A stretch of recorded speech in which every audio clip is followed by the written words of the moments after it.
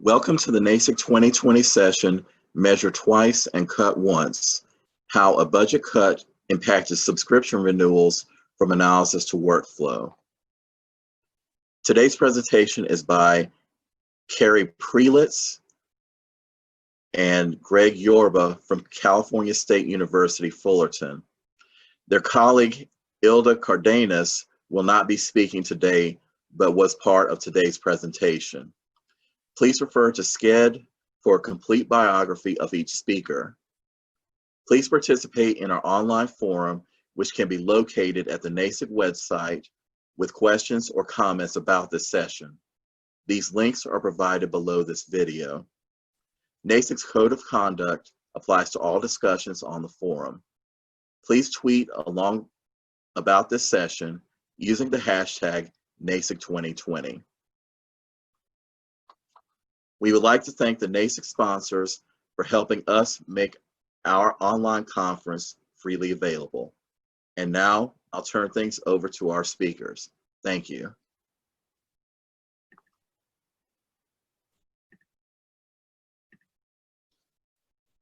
Hello, I'm Carrie Prelitz, the Collection Development and Management Librarian for the Pollock Library at Cal State Fullerton. I wanted to start by giving some quick background on our school. In 1819, we had an FTE of 32,000, and that same year we had a 14% cut to the materials budget, which required immediate cancellations. So that's what really led to this project. Since our periodicals comprise 28% of our budget, we look to our subscriptions first as a place for cancellations. So I want to give you a quick overview of our process. First, we focused on electronic serials since we could readily access usage stats, and that would be the basis of our decisions for cancellations. Since our print periodicals don't circulate, that was a separate project, and the decisions largely fell in the laps of our subject librarians.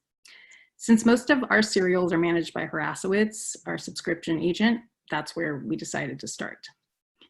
This project began with a spreadsheet of unknown origin. However, the spreadsheet only had titles. So our two ER librarians, Greg and Ilda, pulled 1 year of usage stats for each title and added it to a shared spreadsheet in Dropbox. And this process took about 3 months for them to gather all the usage stats for all 432 titles.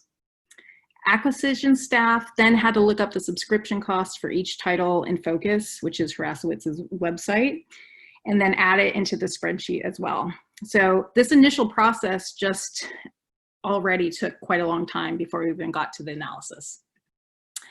And then a quick overview of our analysis process. Once the usage and pricing had been compiled, we used a formula to predict potential ILL costs as well as the cost per use. So the formula we used for the ILL cost uses usage stats. It assumes that 1/4 of the uses would convert to ILL requests should the title be canceled.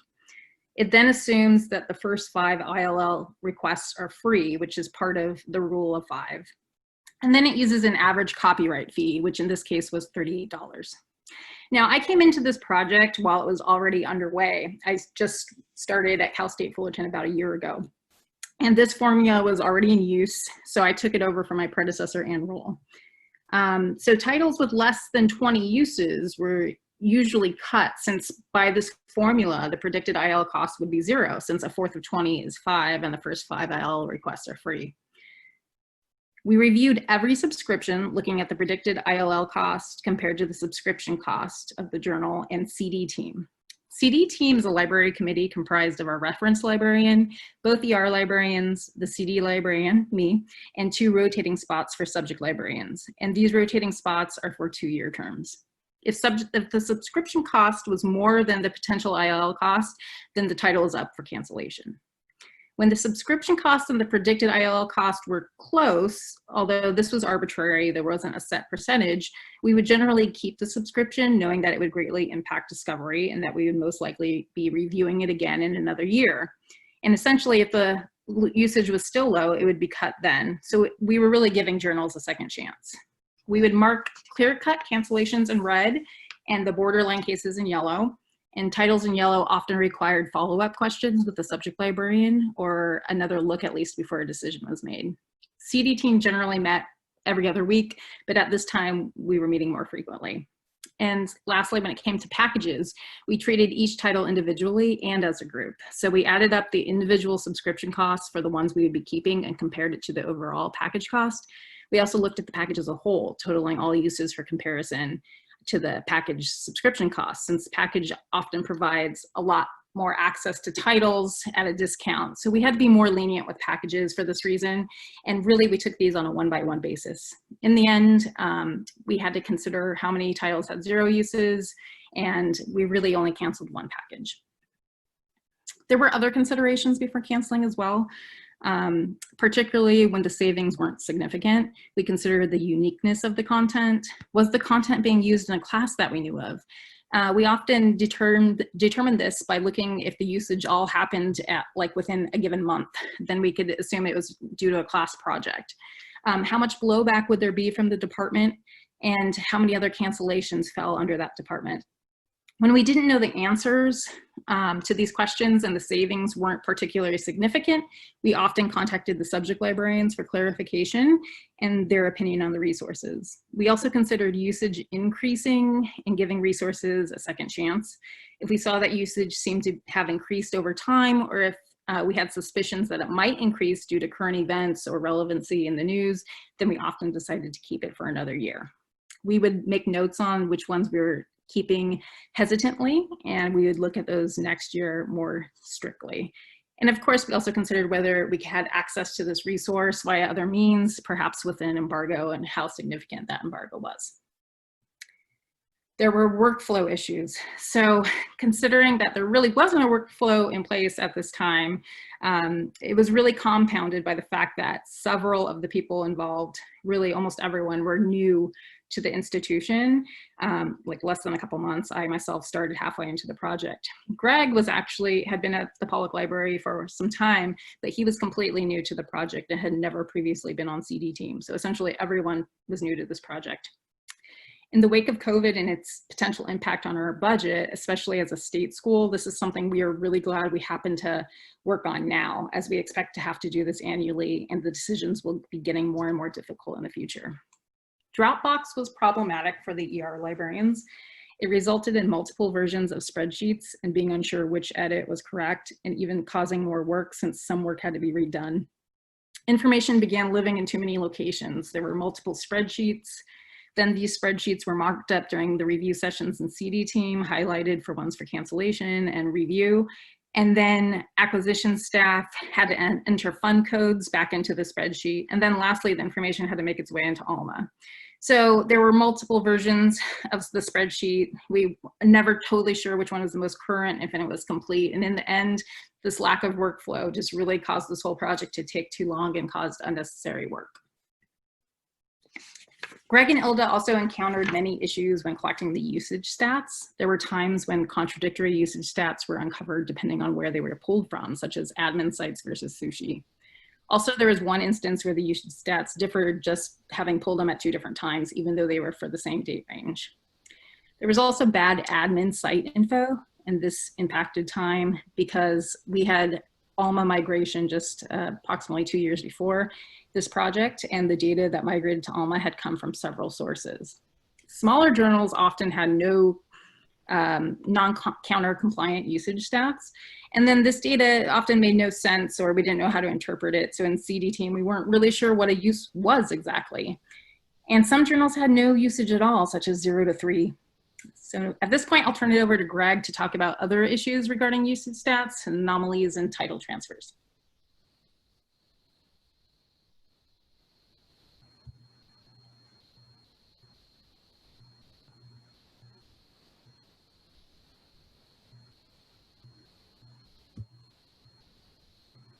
So I want to talk about one of the anomalies that we had, was title changes. Harasswitz, our subscription agent, will usually go ahead and let us know about any title changes, and that's interesting. There we go. And also publishers will do that as well, but for the publisher information, it's a little bit more problematic at Fullerton. We really had no uniform policy on admin information before. And so people were putting personal names in, which really is not good, because once those persons left, then again, we weren't getting those emails at all. So right now we're trying to rectify that by making sure that we use admin information, so admin emails and things like the sort. In the renewal list, there was one title change, and that was the Journal of Contemporary Iraq and the Arab World, and its previous title was the International Journal of Contemporary Iraqi Studies. This was on the list, which was good, so that Hraswitz was noting that there was a title change. And it was good that on the list that they also referenced the older title as well. So the problem with title changes, they can cause kind of a hiccup in usage. It takes a while for the new journal portfolio to be entered into ALMA. Usually it's entered into the community zone, which is the knowledge base. So what I do to try to circumvent that is I will add a local portfolio in our instance. And then when content comes in, we will have access to that content. And also when the portfolio is introduced into the community zone, the knowledge base, then it's very easy to go ahead and link that journal from the collection we have, the local journal, to the community zone. This is very important because any updates to the portfolio and community zone, it goes down to the institutional zone. So any changes in the URL and the things of that sort will go down to our portfolio. The usage stats were kind of interesting. We pulled them, it was on Ingenta Connect. And so the usage stats that we pulled, they referenced, of course, the newer title and not the older title. And of course, there were no stats for the newer title because there was no content there yet. When we got working on this list, it was probably around June, July. So the title was noted, but still on the website, there was a website, but there was no content for the newer title. So when you're looking at the usage stats for that, it's actually being pulled for the older title. So in 2019, we'll probably also still have to, for the new renewal list that we're going to be doing, which we'll look at, 2019 stats as well. Then you want to make sure that you're noting that that is the older title and not the newer title. So another interesting tidbit, just a ALMA tidbit on this title, is that the newer title has an ampersand in the title. And if you search without the ampersand, then you cannot find it, which is very interesting. That's an ALMA quirk. And see, it's referenced in our renewal list. So another anomaly was a missing title. Not necessarily missing in the renewal list. Oral History Review, it was transferring to Taylor and France in 2020. But in the renewal list, there was no reference to its old platform. Basically, that was going to be Taylor and France's title. When we ran the stats, of course, there was no usage stats for it at all because it hadn't transferred yet. And that's kind of important. So that kind of caught our attention, and then we were looking at this separately. And at that point, then I remembered it was a journal transfer because I keep track of those. And then we noticed that the portfolio for Oxford had been deleted. It was missing from the collection. And when we checked the website, there was no trace of it. There was no content at all in Oxford. So that causes a bit of a problem because when you're looking at the usage stats, you want to make sure and you look at the Oxford usage stats and you look for that renewal period. We looked at the 2008 stats. We only looked at 1 year. So we definitely had to look at the Oxford stats. And then we also had to note and put an asterisk by it because of that being gone from the collection. So we don't know how long it was gone. So for continuity's sake, what I did was create a local portfolio again. And therefore, when content came in on Taylor and Francis, because at that point there was no Taylor and Francis portfolio and that was introduced much later, we had a local portfolio for Taylor and Francis in our institution zone. And then when the portfolio was introduced to the community zone, I was able to go ahead and link our local portfolio to the CZ, the community zone. So it's important to note that as far as statistics are concerned, we need to put an asterisk for that for this year's renewal list. We also have to look at the 2019 stats in Oxford, and then also consider that the fact that there was no access for the journal for the latter part of the year.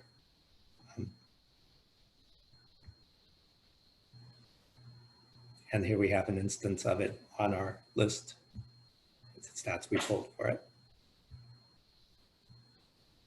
So I wanted to talk about journal transfers in general. They're kind of problematic, of course.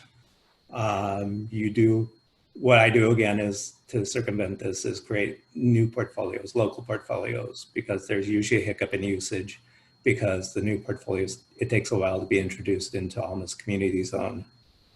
Of course, this can cause problems with tracking usage. So if you're doing a project like this as a renewal list review, then you want to make sure and look at the right stats for the journal if it's transferred as well.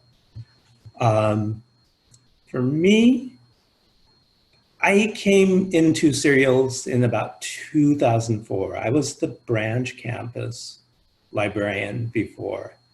And because of health issues, I was on a medical leave, and I decided that I wanted to come back to the main campus. So serials was kind of unique. I was brought back to work in serials. I was also brought back to work on SFX as well. So for me, I was learning a bunch of new things, and it was like I had to go ahead and teach myself about journal transfers. Because at first I was kind of mystified why titles were just kind of dropping into packages and dropping out of packages. So I kind of taught myself how to go ahead and keep track of these by looking on journal pages, seeing what titles were coming, what titles were leaving. Some publishers very good about that, Sage, Oxford, and the like. I also looked at title lists at the end of the year because they're very good about tracking what's coming and going as well. Along with that, I keep track of NISO's information. NISO's very good, their journal transfer service. I'm signed up for their email alerts. Their database for transfers is very good as well, so I always search that. So all this combined information is very helpful. And it's important to keep track of these because you want to know what's coming and going, and you want to be able to make sure that your usage is continuous. So for me, that involves, going ahead and adding the local portfolios and then linking them to community zone when those portfolios are introduced in the community zone. Because again, this can go ahead and take some time to happen.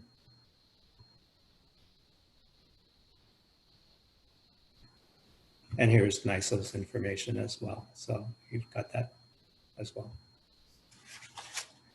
So after we had decided what was going to be canceled, and at that point, we had about 90 online journal titles that were approximately 90 online journal titles that were canceled. We also had one journal package as well, Research Now, which is a DeGruyter product. And with that canceled, we kept some of the titles, but for the most part, we canceled pretty much all of it. So after that, we had about 140 online journal titles that were canceled. And for us, that represented nearly $80,000 worth of savings and cancellations. So in this process, Acquisitions had gone ahead and created a cancellation list, and they included all the titles, print, online databases as well. So what I did was copy the online information, which I found was very helpful. And then I went ahead and adjusted information. I created columns for vendor platform, for coverage, and for perpetual access that we would have. And then from there, I went ahead and used Harassowitz Focus, their management system for journals. So I was able to gather the information from there. It's really good. It's a one-stop place for getting all this information. We could also get some of this information from ALMA as well. The license information would have our perpetual access, our post-cancellation access. But I find that using Harassowitz Focus is so much easier to use because all the information is there. You know, for gathering up what years we had covered, then that would take a little bit of time. So I find that information very useful. So for the package that we had, the Research Now package, basically we had access to that package pre-Harassowitz period. We started using Harassowitz in 2012. Before 2012, we were using Sweats. Actually, when I came into Serials, it was after the Faxon bankruptcy. So there was a little bit of chaos there. We were using different vendors. We were using Harassowitz, we were using Sweats, we were using EBSCO, and then finally we decided to use Sweats. So the Research Now package we had in 2007. So what I needed to do was basically gather up our order information from our Millennium information. And we have access to the Millennium information that we had because we self-hosted, so we were able to save this information. With Harassowitz, the Decoiter package, I was able to send them this information, make screenshots of what we paid for, and also when our access started for this. So we were able to cover the years pre-Harassowitz, send them that information, and they were able to go ahead and contact the publisher and gave them that information as well. Of course, there are other journals in our canceled journal list that also had pre-Harassowitz access as well, and I let them know about that as well.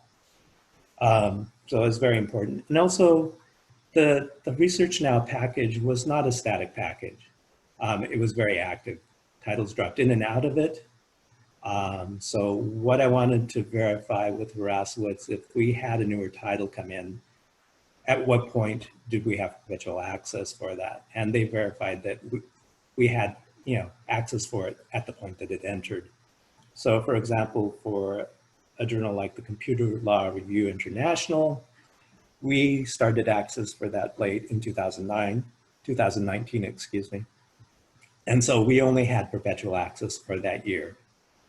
And as far as checking the other journals, with perpetual access information I found in Harassowitz, if something, we did not have any post-cancellation access, and if there was no access, I usually start checking about 3 months into the year because it takes a while for publishers to go ahead and deactivate things that have been canceled. For those things that are immediately not available, then I went ahead and deactivated those immediately. For things that are discrepancies, for instance, in what we had available and what we should have available, then I notified Harassowitz, and they were very good about notifying the publisher and verifying the information from the information I gave them and the information they had. So anything pre-Harassowitz, they had our Millennium information as well. There's some titles that kind of hang on, and at this point, I'm don't feel good about asking Harassowitz about our coverage if we have access to it and we are deactivated. It's supposed to be canceled. I feel better contacting them about things we should have access to and we don't have access to. I know as far as like a policy, we don't really have a policy right now for turning titles off, whether to do that immediately or not. I have seen access continue on way after the past after the fact that we had canceled them. So I think this is something that we need to work out. We have a leads group that meets and works on issues like this, goes through workflows and the like. And this is a decision that they have to make. Although this time period is actually very problematic as well, because some of those canceled journals are actually COVID resources that have been made available to schools by publishers. So after doing some research on them, I found that some of these journals that we have canceled, actually we have access right now because of that. So For now, I will keep them on because of that, and they're readily available. Our chancellor's office for the Cal States was very, very good about keeping track of these and trying to make these available to all of the CSU. So for now, I think I will keep them on, but it's something that we definitely need to talk about. And then some of the post workflows that we have to work on. If things were deactivated, if they were not available, they were deactivated immediately. And you can do that in ALMA. For any date information that need to be changed as far as perpetual access, closing dates, that goes into the data information in the coverage tab, which is good to do. The one note, when you're working in ALMA, you have to check the threshold access. So they're usually set to global, as you can see on the slide. But when you make the changes to the data information, you want to go ahead and make sure you change that setting, the threshold setting, to local only. If you go ahead and make all the changes and you don't hit that setting, then it reverts back to the global setting. So that's very important to do.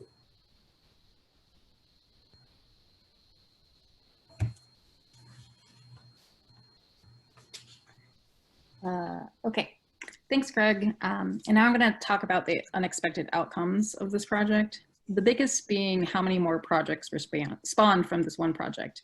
Due to the extent of our cancellations, we were faced with a potential increase in service fees with Rasowitz, which we hadn't previously considered. They were very gracious and worked with us on this. However, it led to another project where we looked at direct subscriptions that could be moved to Rasowitz to make up for some of the cancellations. And this project led to more problems and more work. There were some that were moved that shouldn't have been due to miscommunication. Some vendors hadn't worked with the subscription agent before, so it took time to figure it out. And not to mention the work for acquisitions, creating new POs and order info and etc. In the end, I don't think it was worth the amount of transfers for anyone, Rasowitz or us. Another extensive project that came from this was the discovery of bad data that had migrated to ALMA, which this project had uncovered. As I mentioned, the library had completed our migration about 2 years prior, and there were issues where the fund code on the PO didn't match what was being applied at the line level, which meant that the cancellation savings were misattributed to certain funds, which led to budgeting issues. So we had to do an immediate partial cleanup project, identifying and cleaning up ALMA order data, and that took about 2 months. And the second part of that project is going to take place over this summer. Lastly, we had packages that had been created by our subscription agent that were not true packages. So these were Rasowitz created packages that essentially grouped together titles by publisher. And this ended up causing some more work because we had to break up a number of these, and it confused the process, and we had to start new POs for the individual titles and order information for the ones we were keeping. Changes. So now that we know we are most likely going to be doing this in the future, we've made some changes and had some meetings about the workflow. This time around, we are using the correct report from Focus, which will save a lot of time because it already has the prices in there. And it can be delivered to us on a schedule automatically. So this is a huge time saver. And it's a reminder that when you work with a subscription agent, that's really why you're working with them, is for them to help you out. And also, once our data is cleaned up, we can also use an ALMA analytic to pull a report that has the prices as well as the correct fund code. Timing was really important because this project ended up spilling into the fall semester. And so we've decided to start this project earlier and combine it with another usage stats project for ACRL, which saves time for, especially for Greg and Ilda, by not having to pull stats more than once. Timing is also important because questions inevitably arise about the titles and they're posed to the subject librarians who might be in the middle of the fall semester crunch. We also have started using Google Sheets for simultaneous addition of stats to the spreadsheets, and that eliminate a lot of the problems that Dropbox had with multiple versions and edits. There's also already been an adjustment to the formula that we used for the potential ILL costs. While a quarter of the uses converting to ILL request is generous, and literature and our findings have agreed with this, it's always far less. The copyright fee of $38 that we had used was actually much less. Our last year's average was $47 for ILL requests. And so we're going to make changes where we add the review of ILL requests as part of this workflow and update that as well. And also look at potential subscriptions that we should be picking up based on ILL costs. This was done sporadically before, so this has become a regular part of the workflow. We are also looking into adding other metrics such as impact factors that could help us make decisions based on these borderline cases where the savings aren't very substantial. The usage stats that are being pulled this time around are much more robust and taking into account if the uses fall within the years that are embargoed by alternative access should the subscription be canceled. So what we learned, in the end, we are making really big decisions based on usage data, and yet we're not wholly confident in this data. There will always be budget cuts, and if our suspicions are true and there are significant cuts in our future due to the impact of the current pandemic, then we will need to continue down this path each year. And so I'm very glad our workflow is being fine-tuned right now so that these decisions are going to become increasingly difficult, and we're going to become even more reliant on this data. So we really need good data. This project forced us to create a collaboratively established workflow, and it happened at a great time. We have since had personnel changes, so having a written set of procedures has become increasingly critical. Our need for better notes in ALMA has become apparent, as well as the data from indicating what titles are paid for by departments or which ones are necessary for accreditation. Those would save us time by not putting those up for review. And that's another project unto itself, really. And of course, the importance of data cleanup, since I've already stressed how reliant we are on this data and these big decisions that are happening.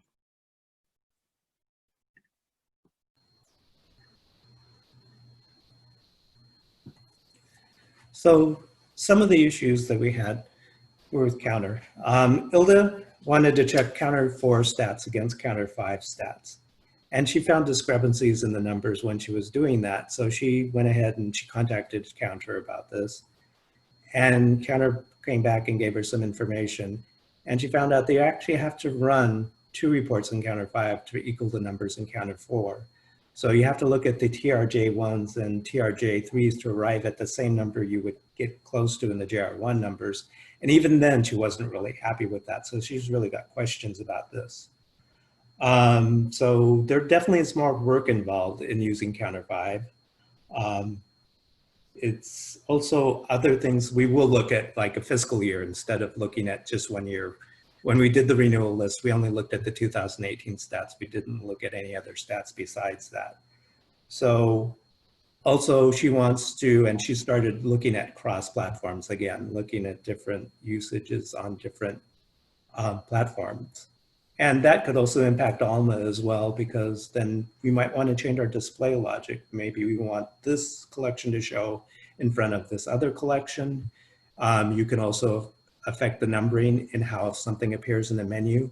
So maybe you want our subscribe journals to show up at the top rather than at the bottom. So that's something we may need to tweak a little bit. The sushi setup. When we migrated, there were 2 ER librarians. There was myself and Michelle Swadesh. Michelle was the person who was in charge of setting up sushi, so she was setting up the Counter 4 at that time. She found it to be very, very difficult to do. And at that time, you know, we were new to ALMA, so there were things that needed to be worked out. Since then, she retired, she left. But some of our sushi setup just isn't working right. When I came in and I had to deal basically with things by myself in 2018 until Ilda came in 2019, I didn't really have any time to, when we were doing ACRL stats, to clean this up. So right now we're trying to clean this up, make sure sushi is working, set it up for Counter 5. So these are the things we need to do. Cleaning up vendor admin records. This is very important again, because we had no uniform policy on how we did things before as far as vendor admin records. And also with the migration to ALMA, we were having basically vendor records from different sources. We had Millennium, we had Verdi, which is the precursor to ALMA. And so the records were very, very messy. And we're working our best to try and clean these up now. We're trying to have a uniform policy no personal names, which is not very good because we had a lot of personal names. People were leaving and all those names are still in there, which is not good. Emails are going to, who knows where they're going to now. So we want to make sure that we use departmental emails, that we use departmental information, that we go ahead and clean up the passwords so they're in better shape and they're more uniform. Also another thing too, as far as like the cancellation, post-cancellation process too, I asked Harasowitz concerning the information that I had gathered, because I thought maybe there's a better way of doing this as far as post-cancellation access. And so I asked them, is this something that they could do if they could run this, or if I could run this in Focus? And so they very good about, taking questions.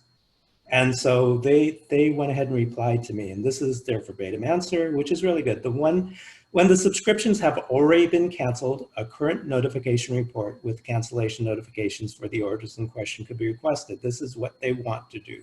They would rather do it for us than have us do it. So the cancellation confirmation includes post-cancellation access information where available as well. So I always find that working with the Harasowitz is very good. They're always willing to go ahead and answer questions and try to find answers, even if they don't have it readily available at first.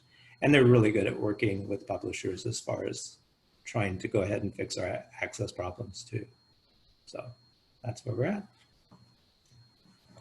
That's all. Thank you.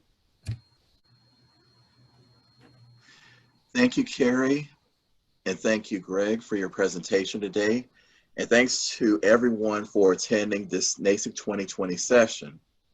The speakers will be monitoring the NASIC forum throughout June 2020. The links to the forum, SCED, and our code of conduct are below this video.